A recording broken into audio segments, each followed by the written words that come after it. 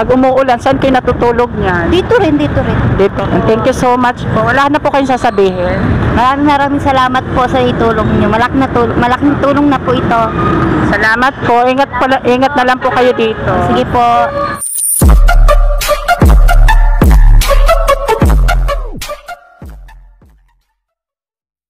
So for today's video mga idol, maghahanap naman po tayo ng tutulungan. So salamat pala sa mga sumusuporta sa ating live. So may nakita na tayong tutulungan si nanay. So sa nakaupo. Yan. Hi te, good afternoon po. Ano po pangalan nyo? Sa Rimulya po. Ako nga pala si Marlon, tumutulong po sa Makagayan nyo po. Anong ginagawa nyo po dito? Wala po, dito lang po ako nakatira. Wala po akong tirahan. Wala kayong bahay? Okay. Dito lang kayo nakatira? Opo.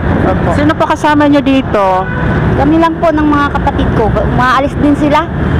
Anong Mga bata dito kasama ko. ano pong trabaho nyo dito? Wala, dito lang kami. Nangihingi kami ng pagkain. Ay, nang hihingi po, nanlilimos, parang ganon po. Asawa, wala. Meron. Nasaan po siya ngayon? Andun yung siguro sa bahay. Wala rin dito. So mag-isa lang kayo ngayon dito. Tumutulong po sa mga kagaya nyo. So nagla-live kasi ako sa TikTok. Yung kinikita ko is tinutulong ko rin. So bibigyan kita ng grocery na nakita kita dito. Ano tong mga dala nyo na? Kaya mga damit ko yan, bisan. Dito lang kayo natutulog sa gabi? Minsan doon sa 7-Eleven. Doon Sa sa tabi. labas? Doon lang sa labas sa tabi. Bakit wala kayong bahay, te? Hindi, okay lang yun. Wala kasi. Wala kaming natirahan pa eh. May probinsya kayo? Saan probinsya nyo? Malayo kasi. Saan po? May tinitirang kami doon kaso dito rin ako paggabi. So wala talaga kayong permanenteng bahay. So si ate pala dito lang po natutulog sa ilalim ng tulay. Flyover, ganon. So dito lang po siya natutulog. Minsan doon sa 7-Eleven. So kasama niyo yung mga bata. Ngayon na sila umalis. Kasama ko dito kanina, kasama ko yun. Hindi ko nakita. So buti naabutan ka namin dito. Kumain na po kayo. Hindi pa nga eh. Pag punta yun dito, dito rin yung kakain. So salo-salo kayo dito. Paano po yung pag umuulan, saan kayo natutulog niyan? Dito rin. Dito rin. Nag-ano lang kayo ng mga karton. Oo. Ayan, saan po probinsya nyo pala na, ate? Doon sa Zamboanga? Sambuanga. Bakit po pala kayo napunta dito sa Cavite? Hindi, may nagsama lang sa akin.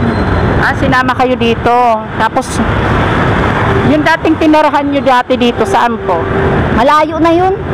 Malayo na yun So dito. talagang dito lang kayo sa ilalim ng tulay natutulog. So wala talaga kayong bahay. Oo. So dahil dyan na bibigyan kita ng grocery dahil nakita kita dito. Wala ka na po bang babatiin sa mga kababayan nyo sa probinsya? Ay, nandito po ako, mga kababayan ko. Okay lang ako dito, okay lang. Yung mga magulang nyo po? Okay lang sila. So dito lang talaga kayo sa ilalim ng tulay. So kunin ko lang po yung grocery, ha. Wait lang po. Ito po para sa inyo. Maraming laman yan, mga grocery.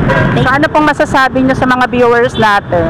Maraming salamat sa mga tumutulong. Ayan, sana po hindi tayo magsawa na tumulong sa kaka-live ko. Sana mas marami pa pong tumulong sa live natin para mas marami pa po tayo matulungan kagaya ni ate.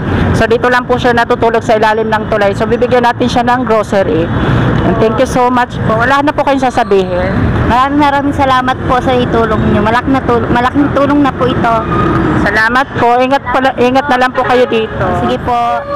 Magkaway po.